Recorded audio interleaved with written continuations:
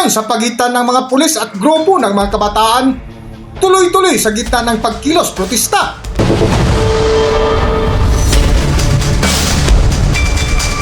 Welcome back to Kaakibat TV. Sa umiinit na isyu ng maanumalyang flood control na may turing na pinaka-most corrupt budget sa kasaysayan ng Pilipinas na kinasangkutan ng mga corrupt na politiko sa ating bansa na pinangunahan ng mga politiko kawani ng DPWH na nakipagsabuatan sa mga kontraktor na isa nga sa nakakuha ng pinakamaraming proyekto sa buong bansa ay ang mag-asawang Diskaya na sina Carly at Sara Diskaya na kung saan ibinulgar ang ilang sangkot na mga politiko. Isa nga dito sa pinangalanan na kumubra ng pinakamalaking porsyento ay sina Speaker Martin Romualdez at Congressman Zaldico. At ngayong araw nga, September 21, 2025, sa anibersaryo ng martial law ay ginanap ang isa sa pinakamalaking rally sa buong bansa na isa sa panawagan para panagutin ang mga korap na mga politiko. Ngunit sa patuloy na rally dito sa Metro Manila ay nagkaroon ng tensyon sa pagitan ng mga pulis at grupo ng mga kabataan na nagkilos protesta sa paanan ng Ayala Bridge sa Maynila na kung saan naghagis ng mga bato ang mga militante at sinunog pa ang gulong ng isang container van na kung makikita mo sa video ay napaatras na ang mga pulis.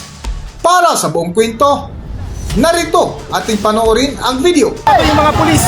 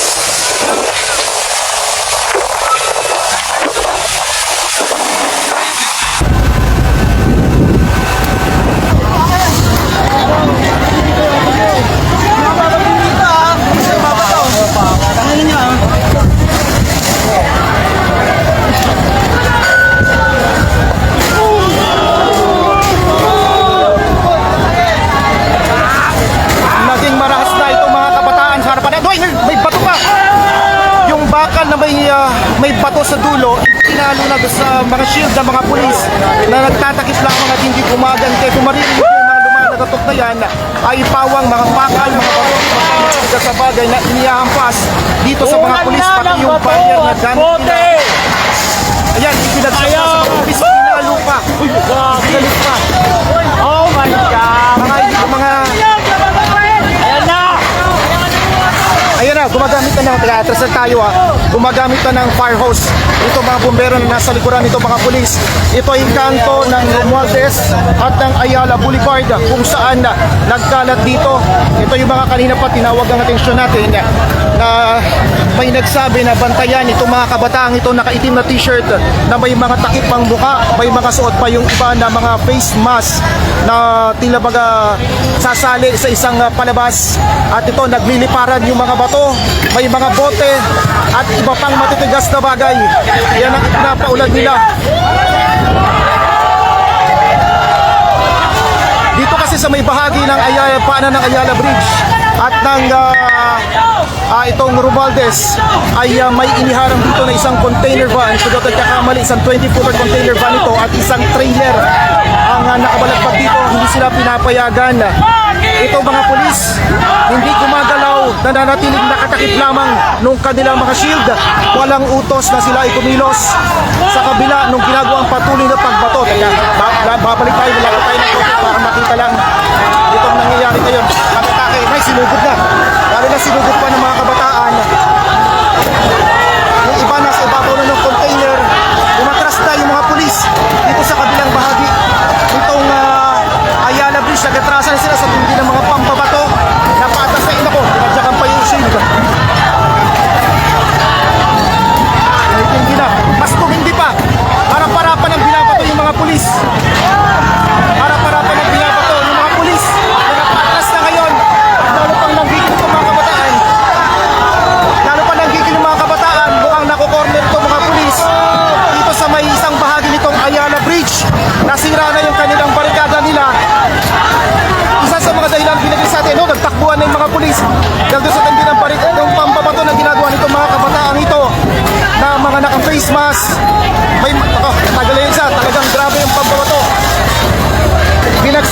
na yung mga bakal sa ating likuran. Kung narinig yung palo, yan ay hampas na ginagawa nitong mga kabataan at pambabato po sa transyon o sa transyon. Gumamit yata ng ano, may pumutok tayo, may narinig tayong putok sa kabilang gilid. Napaatras na itong mga pulis. Nabuksan na yung kalsada ngayon.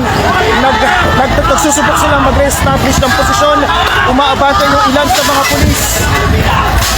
Pero napapaatras ulit sila, no? Natanggal na, merong mga naka-vest.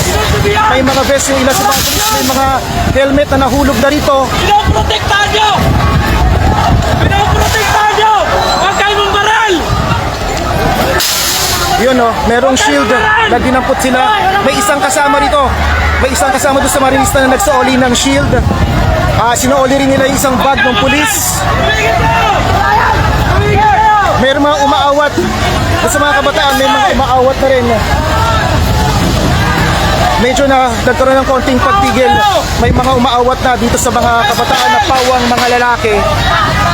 Pero may mga naghahagis pa rin ng mga bote.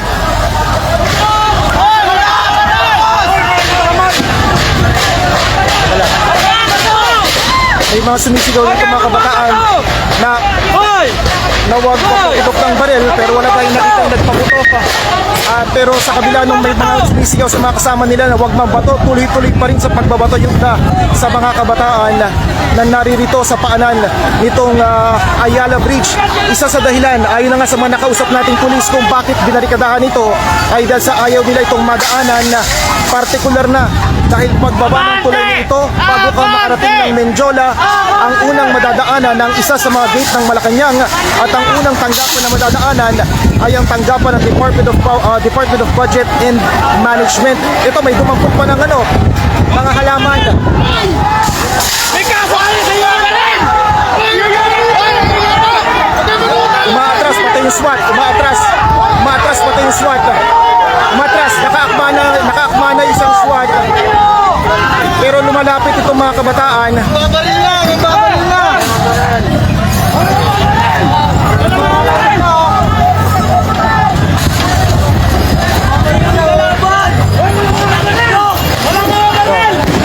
Yan. Mukhang ano yun, kung hindi flashbang yung pinapuputok nila, ibig sabihin yung may ilaw na may usok, tear gas, posibleng yan na yung Teka, ito, may isang sa mga nag-rally. Wala ka lang sa kanyang hawak-hawak, laban para sa karapatan, laban para sa hostisya. Kaya isa sa mga sinasabi natin, smoke bomb, may hinahagit sa smoke bomb, galing doon sa mga kabataan. Bigyan niya kami ng mic! Bigyan niya kami ng mic! Yan, bato, naghagis na naman ng bato. Kami nila kami! Hindi na natin sigurado kung medor de edad itong, mukhang medor de edad, napakaliit itong batang ito. Teka, mukhang mga bata ito. Subukan natin lumapit. Nonoy, ilang taong ka na? 15. 15 anyos? Taga saan ka? Ha? Taga Bawal saan? sabihin. Hindi, lugar, city. Bawal. Hindi mo naman babagitin kung saan exact Bawal, bawal. Taga Maynila ka, taga Quezon City.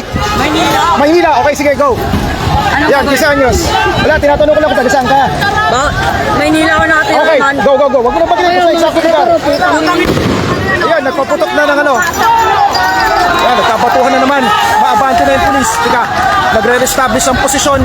Yung pulis mo sa kabilang banda, nauna nang napalayo. Parang ginagawa ng bata. Parang ginagawa ng laro ngayon ng mga bata ito. Kurap na ganyan! Ito na nangyayari sa Pilipinas! Galing sa mga pulis yung naririnig natin. Hindi lang natin sigurado kung yun ay tear gas. Ang problema lang, medyo may pagbugso ng hangin dito sa kinilalagyan natin. Kaya kung sakali mang magpapaputok ng maghahagis ng tear gas dito, ay kakalat talaga ito sa napakaraming mga tao.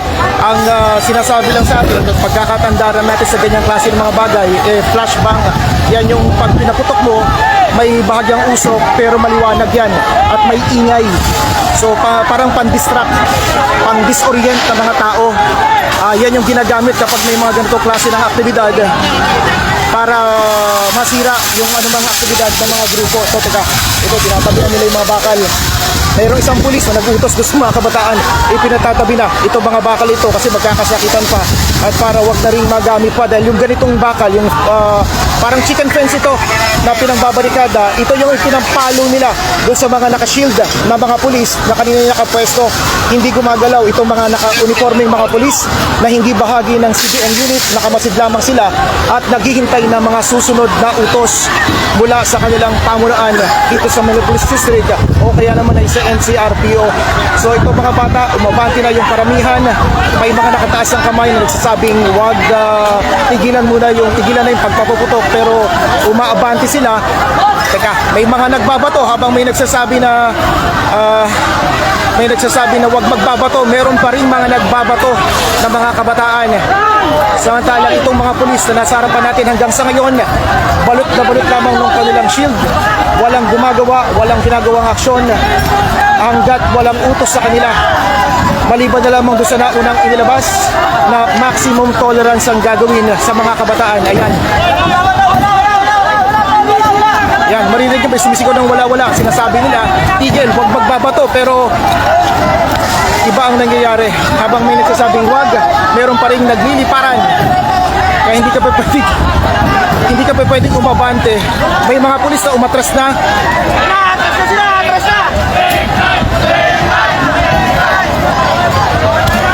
Nagsisimula ng umatras, nag-reposition itong mga pulis.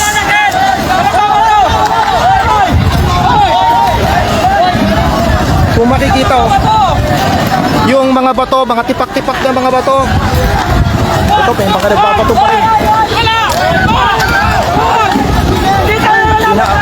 Inaawat ng mga kasama nila pero hindi tumitigil. Itong ilan sa mga nagatrasa na mula sa pinakapaan ng tulay, umatras na sila, paiakyat, umatras sa mga nasa 10 metro, itong mga miyembro ng pulisya kasama na itong katawan ng Northern Police District at ng Manila Police District. Ang ginigit naman ng mga kabataan, sila ay papasukin o palusutin. Dahil marangal lang ano kay pulis. Yan ang sinisigaw ng isa. Ayaw daw nila saktan yung mga polis, kaya dapat daw papasukin na lamang sila. Pero ito, tuloy-tuloy ang pagbabato. Tuloy-tuloy ang pagbato nito mga kabataan na ito na hindi natin alam kung anong grupo ang kinakaaniban.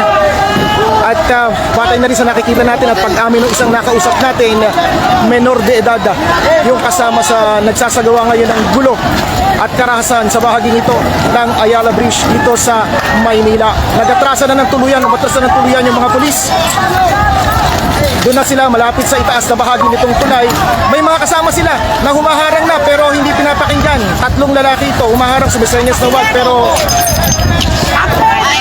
ayan, ginagawa talaga nilang parang laro lang. Dumadampot. Ayan, dadamputin yung mga batong unang ibinato nila, pagkatapos muling ipupukol doon sa mga pulis na si pag-atrasa na. Matras lang tayo dahil baka makagip tayo ng maligtapo ng bato dito sa area na ito ng Ayala Bridge. So hindi natin tiyak ngayon kung sasama pa itong grupong ito doon sa sinasabing magsasagawa ng pagkilo sa Menjola o talagang may iba na silang intensyon sa walang tigil na ginagawa nilang pambabato sa mga membro ng Manila Police District, ng Northern Police District at iba pang mga nakatalaga dito sa area na ito ng Ayala Bridge. Partikular na itong sa may eastbound lane, itong Ayala Bridge o yung patungo ng direksyon ng Carlos Palanga, itong binabato nila ng mga pulis dahil doon sa kabilang bahagi ay tuluyan ng umatras yung mga pulis, gumilid na lamang sila. Teka lang, lalapit tayo doon sa bandang unahan dahil mukhang may pag-uusap na nangyari.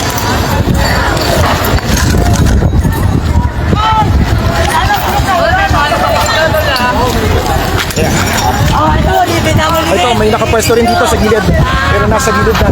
Mukhang, teka, may pag-uusap na nangyari. Pakinggan natin. Pero tinutukan nyo kami, sir. Kasi, tinutugod nyo na kami. Ayun na lang. Sir, sir. Sir, may pinakakaitada na nasa sarili namin. May pinakasasakawan nyo na kami, sir. Pagkita kami.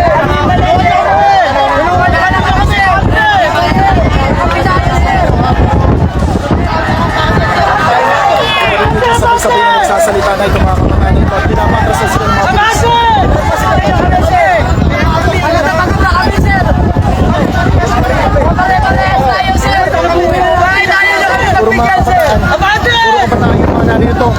sinisigaw nila pare-pareho ay paabante. Kaya, hindi natin alam ano mangyayari dito. Kung bibigyan natin ng pagtaya sa numero, lagpas 100. Lagpas 100. Ito mga kabataang mga lalaki. Pasintabi na, may mga naririnig kayo, mga kakaibang mga salita na hindi dapat naririnig sa ere. Pero yan po yung sitwasyon dito sa baba. Kung makikita nyo, yung mga kaninang nasa baba, ito nagsipag-akyata na dito sa tulay. Nasa paanan sila pare-pareho ng tulay at sila ay lumalapit na doon sa mga pulis. Tinatawag rin nila yung mga kasama nila na lumapit pa doon sa itaas. Nagsisipag-atrasa na yung mga truck. Oops, may binato na naman.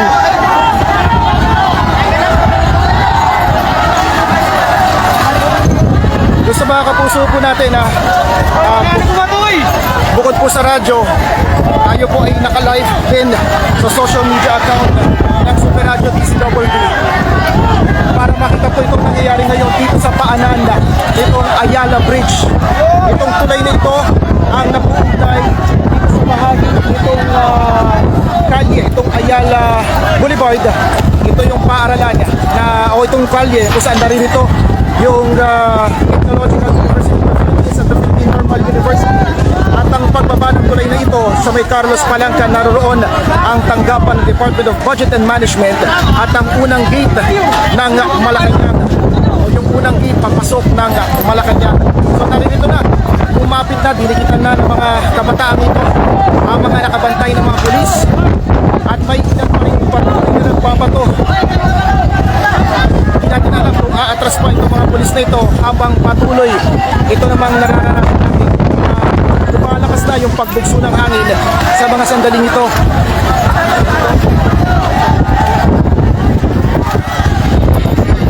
May bumaba. Yes, hanggang sa ngayon may mga nagpapato pa rin. At bukod sa mga kabataang lalaki, kasama natin malaki na hanggang sa ngayon ay may mga babae na rin mga ralista na naririto nagpapatay kung sila ba ay makalulusot at makalulusot ng mga otoridad.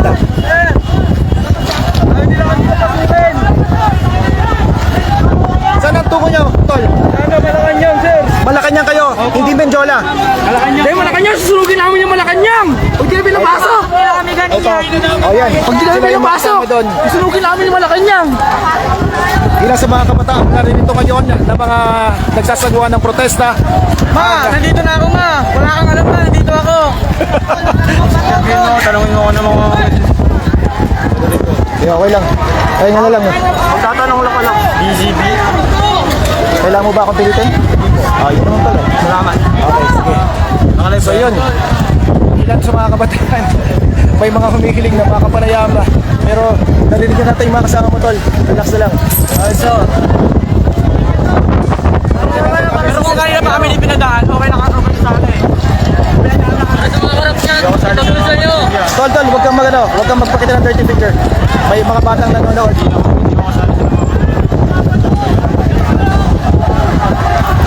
Ano na lang sa kanila? Ayan, sila tinatakawan din sila, pero tinutulungan nila. Natutuwa kami, di ba?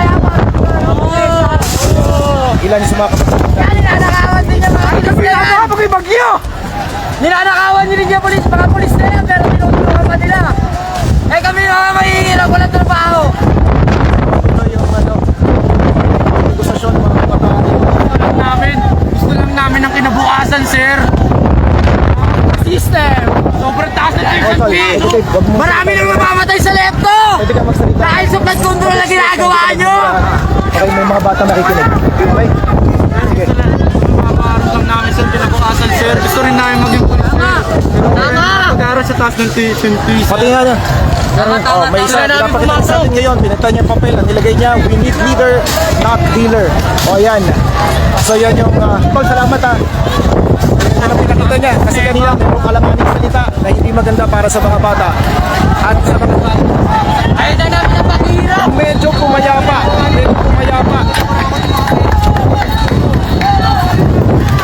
Teka, Alan, nagtakbuhan sila, hindi namin alam kung ano nangyari.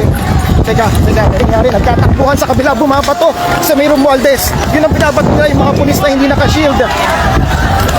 Teka, yun, pinagbabato nila, may mga pinagbabato sila, yung mga pulis na nandito kanina sa may Romualdez.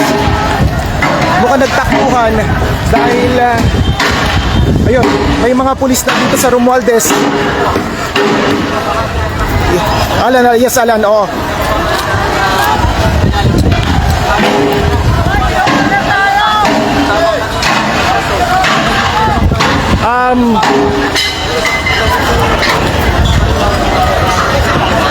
Ang simula nito, Alan, dito Ayala Bridge kasi, ito yung pinakamabilis.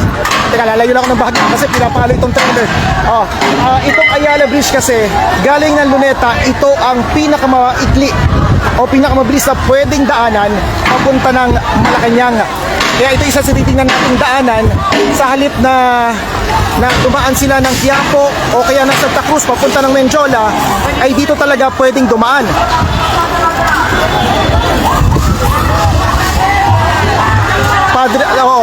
Finance Road, Ayala Boulevard, tapos Ayala Bridge, pagbaba mo sa may kanto na ng Parlos Palanca, Malacanang na yon sa kanan.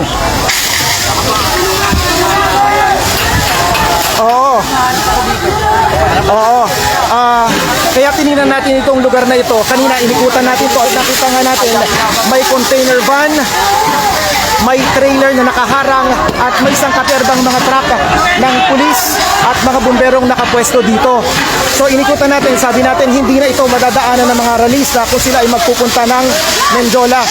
Nagkataon naman, ito hindi rin isang barrier na kupo.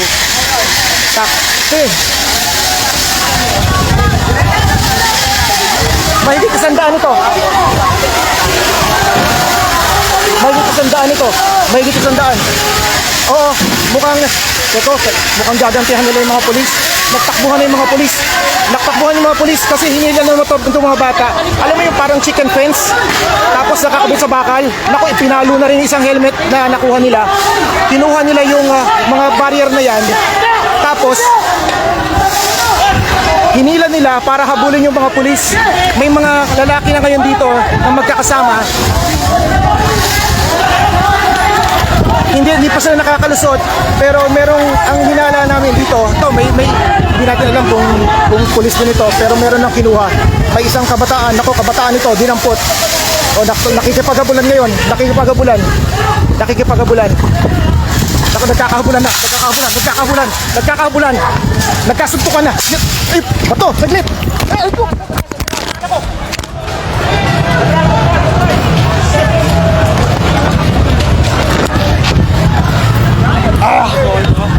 Shit, may tama ako sa mukha.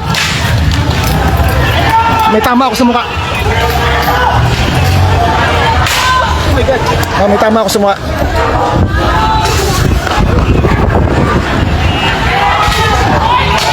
May ano ka? Malinis na tela?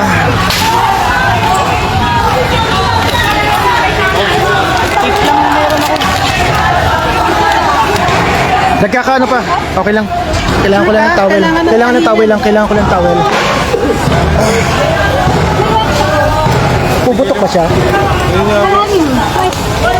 Malalim, kailangan ng tigil.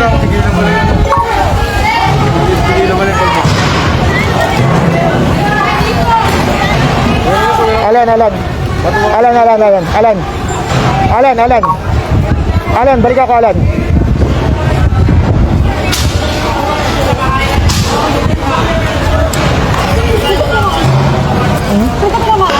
Bato eh. Budog or Hindi, bato.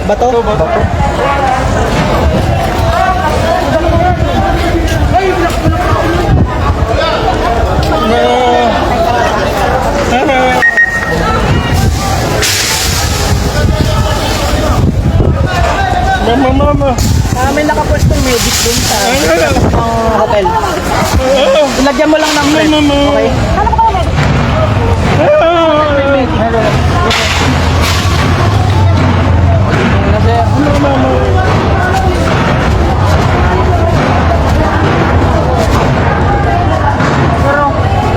Okay? Kailangan ng pahinga na.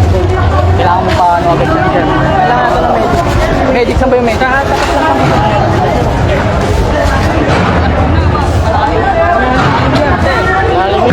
Sige dito.